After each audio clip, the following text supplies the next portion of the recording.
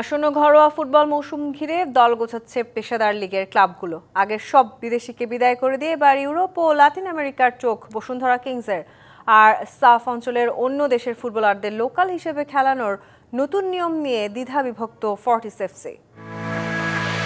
আন্তর্জাতিক ব্যস্ততার মাঝে অনেকটা আড়ালে চলে গিয়েছে দেশের পেশাদার ফুটবল।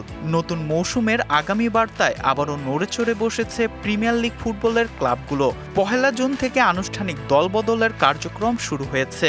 ফুটবলার নিবন্ধন থেকে শুরু করে কোচিং স্টাফ পরিবর্তন নিয়ে ব্যস্ত সময় পার করছে কর্মকর্তারা।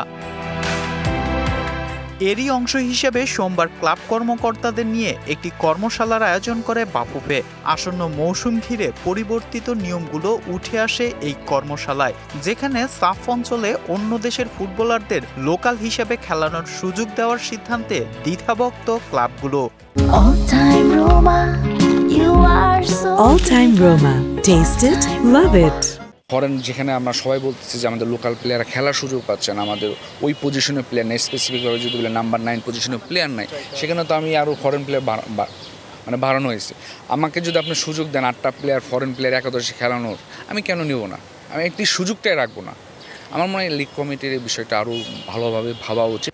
গেল মৌসুমের হতাশাজনক পারফরমেন্স পেছনে ফেলে এবার নতুন উদ্যমে দল গঠন করছে বসুন্ধরা কিংস। গত মৌসুমের সব বিদেশিদের বিদায় করে দিয়েছে ক্লাবটি। এবার সাবেক চ্যাম্পিয়নদের চোখ ইউরোপ লাতিন আমেরিকান ফুটবলারদের দিকে।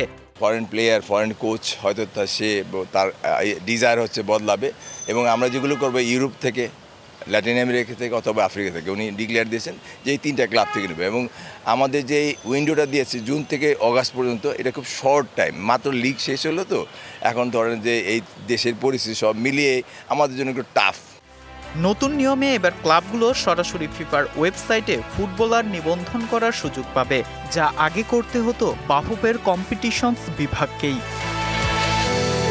Sajjad Saju, DBC news, Dhaka.